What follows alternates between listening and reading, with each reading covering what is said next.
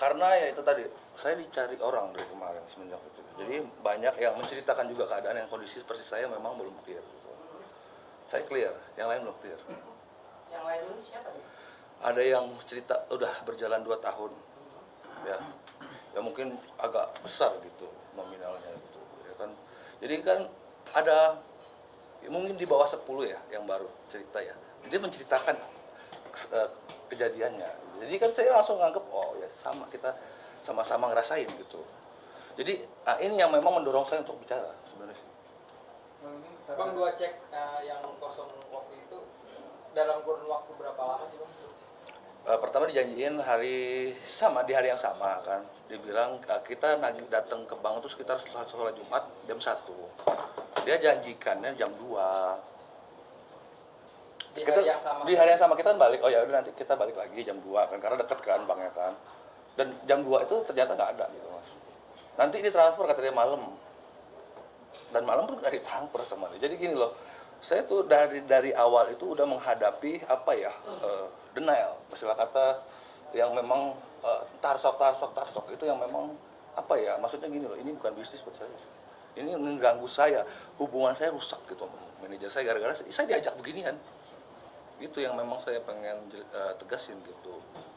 Pak, tadi bahas soal ini itu, sosoknya seperti apa nih? Kronologinya gimana sih Bang? Ini banyak yang belum paham. Oh ya. Kronologi awalnya siapa? Ya buat. Yang kronologi awalnya mungkin Bang ceritain lagi ceritanya. Oh iya. Gitu, Bang? Jadi saya dengan ya inisial RA lah ya, memang apa namanya diva lah bisa dibilang. Jadi kronologinya ya itu saya pun nggak kenal, tiba-tiba diajak ke sebuah konser gitu.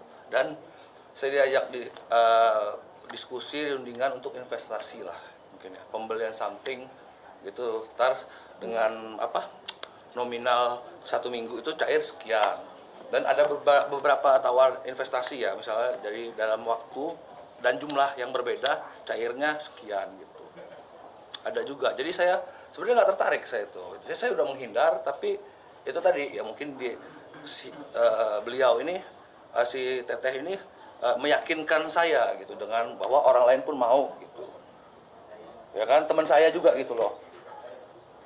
Tapi kan kata tetehnya dia mau, oh ya wes kita ya udahlah, saya karena manajernya saya akhirnya ikut gitu loh. Tapi ketika mau mulai saya kan cuma ada aja sekian gitu, diminta nominal sekian, saya cuma ada sekian gitu loh. Malah saya disuruh cari sisanya gitu loh. Yang tadinya teman saya dibilang ikut nggak jadi, saya minta balik kan kok nggak dipersulit banget, jadi disangkal terus gitu loh. Sampai itu tadi saya nempuh jalur. Butuh berapa investasi dananya itu? 200. Kita awalnya 200. 200. Terus dari apa? Cuman ada 75. Udah diserahin. Tapi kan ya semuanya itu berjalan nggak sesuai fakta gitu, sampai ya akhirnya dibayar kemarin cuma 75 sesuai. Itu 75, jadi nggak ada untungnya gitu loh. Jadi kan ya ini emang ngeledek buat saya ya. Jadi loh, teteh udah ajak kita, oh gini, tapi ya ini bohong, bukan ya, pembelian barang, ini mah BU apa minjem duit ya. Sebenarnya ini investasikannya ditujukan ke berlian kah atau emas kah atau Kayaknya ya kayak gitu sih, memang lebih ke perhiasan lah. Sebelumnya sama RA ini udah kenal atau gimana? Nggak kenal, yang kenal dekat itu dulu mantan manajer aja. Saya manajer dia tuh manajer saya sekarang. Diundang gitu, memang diundang. Setelah dia bilang kenapa teteh ajak mampir, katanya dia setelah sholat duha ingatnya manajer saya ini si TM ini. Sampai TM ini berantem sama saya sampai sekarang gitu loh. Maksudnya kamu ajak saya ke dalam masalah ini gitu. Bang, yang namanya investasi kan harus ditunjukkan bentuk fisik dan barangnya. Kemarin itu apa dilihatkan? Nggak ada barang ataupun bukti penjualan yang ditunjukin ke saya. Jadi dia hanya cerita gitu, bisnisnya dia gitu loh ya. Siapa sih? Jual beli perhiasan. Itu perhiasan, jadi itu tadi bentuk investasinya ini ya. Mulai investasi pembeliannya, jadi dalam kurun waktu 1 minggu itu 200 juta jadi 225 juta seminggu. Kita orang dagang 10% lumayan ini, maksudnya ya kan 25 juta. Itu tadi sama saya nggak ada ya, jujur sama saya nggak ada, cuman ya akhirnya ditanya ini ada yang ikut nih, mau nggak patungan lah kasar ya kan, saya ada segini tuh cuma 75 gitu, mau nggak? Ya bisa, dapatnya 10 juta gitu. Ternyata kemarin 75 ditangkap. Berarti tidak ada No. untung 10 juta pun tidak ada ya Bang ya? Enggak. Ini maksudnya itu tadi, ini keresahan menurut saya Mas gitu loh. Dari cara ya itu tadi, ini yang pertama yang 200 juta, ada lagi yang dia bilang dalam waktu sekitar 2-3 minggu dengan nilai 600. Dan saya secara margin ini untung lebih gede, sekitar 30%, jadinya 750 juta. Gini loh, jadi kan sebenarnya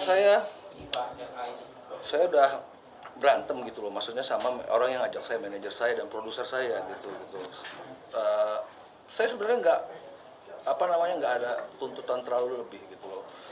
Selain mengeluarkan udak-udak semua yang orang datang ke saya ya, yang sampai itu tadi saya pengen jawab kenapa ada langkah hukum apa enggak. Itu tadi ada yang udah lapor ke Mabes tuh belum ditindak-tindak gitu loh. Memang bukan saya doang gitu loh. Jadi maaf kata saya nggak mau sebenarnya ini terjadi, tapi itu dia udah cerita ke saya, dan yang itu tadi seolah-olah dia pengen ikut tapi dia nggak mau, dia masih jaga. Itu tadi dia udah lapor ke Mabes, tapi belum ditindak gitu loh. Berapa banyak sih Bang yang cerita? Miliaran. Yang banyak ya ceritanya. Berapa orang yang Di bawah 10, 6. Masih sampai sekarang tuh ada yang mau nanya juga. Tadi juga sampai ada yang minta link ke saya, pengen ikut gitu loh.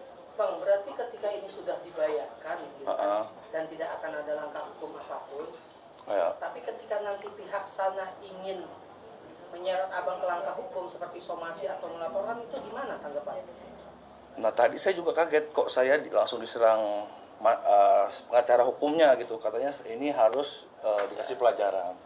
Jadi terkait langkah hukum yang dilakukan pihak siapapun itu hak mereka, ya enggak. Jadi tidak jadi soal.